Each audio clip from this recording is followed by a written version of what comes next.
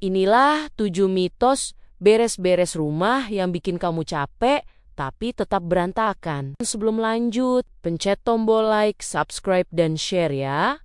Biar aku tambah rajin bikin video bermanfaat. Makasih. Hai ibu-ibu semua, aku mau curhat sedikit ya. Kemarin itu aku beberes rumah dari pagi.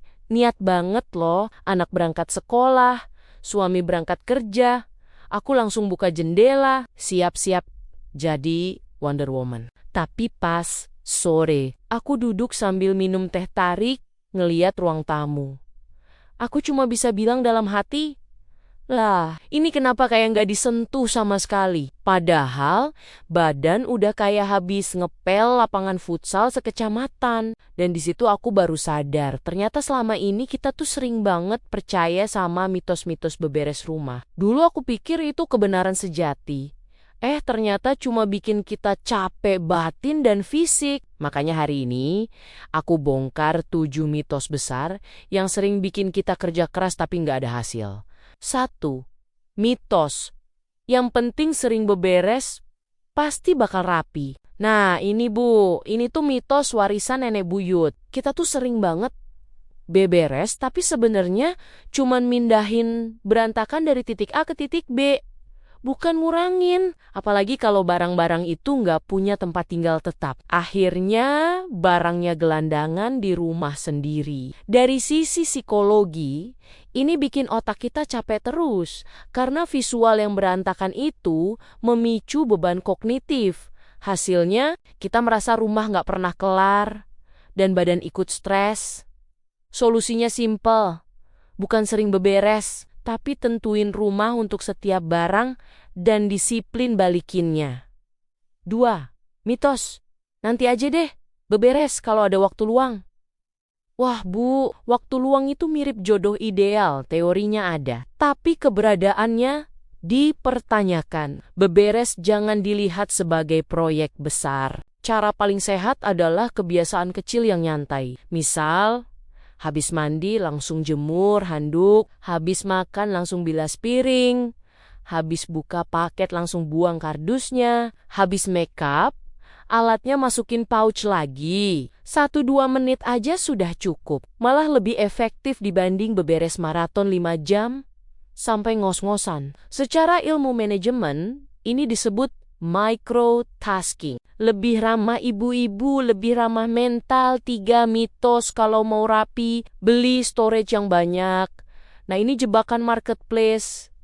Kita beli kotak, kerak, keranjang, organizer karena lucu, estetik, diskon pula. Tapi masing-masing kotak itu ngambil ruang fisik dan ruang visual. Kalau barangnya belum dikurangin, storage itu cuma jadi tempat numpuk baru. Interior designer bilang, declutter dulu, storage belakangan, bukan storage yang bikin rapi.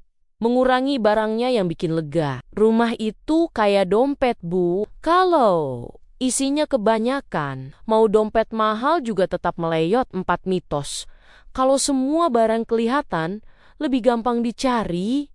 Duh. Ini alasan yang bikin dapur, meja kerja dan meja rias kita mirip kios serbaguna. Secara psikologi, terlalu banyak visual menyebabkan visual noise. Bikin otak cepat lelah, bikin mood turun, bikin kita kehilangan fokus. Kita kira kalau semua terlihat itu memudahkan.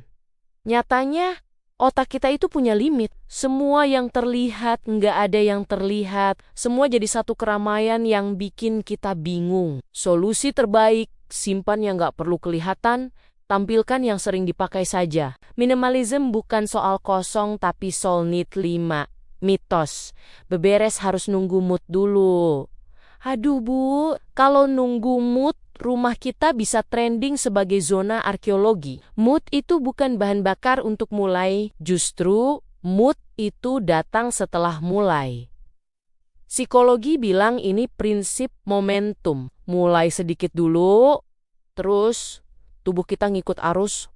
Rajin, coba trik, beberes 2 menit aja, biasanya lanjut sendiri. Ini sama kayak mau tiduran sebentar, kebablasan 2 jam. Momentum Bu, momentum. 6. mitos yang penting rumah bersih. Rapi itu bonus.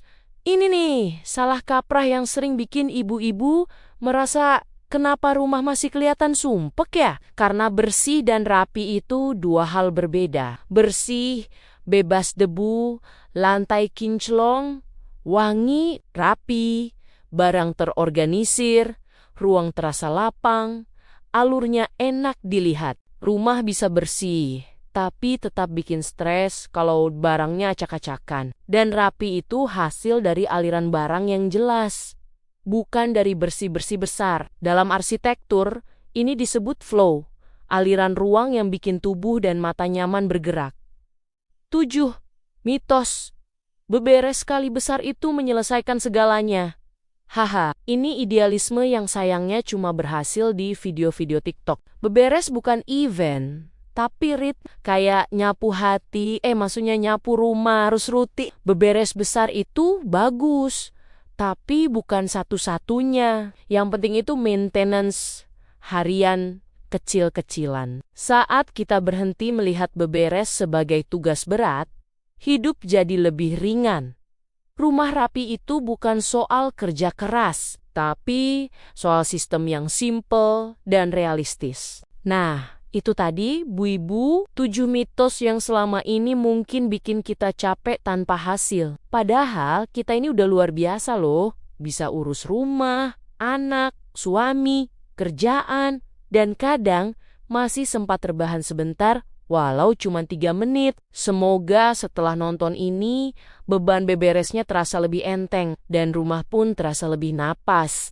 Kayak habis difoto buat katalog. Kalau Bu Ibu mau aku bikin video lanjutannya tentang cara bikin sistem beberes yang hemat tenaga atau beberes anti lelah ala ibu realistis, tinggal tulis aja di komentar. Dan kalau suka videonya, boleh banget dibantu like dan subscribe ya Bu, biar aku makin semangat cerita-cerita lagi. Sampai ketemu di video selanjutnya. Semoga rumah rapi, hati tenang, mamanya tetap bahagia.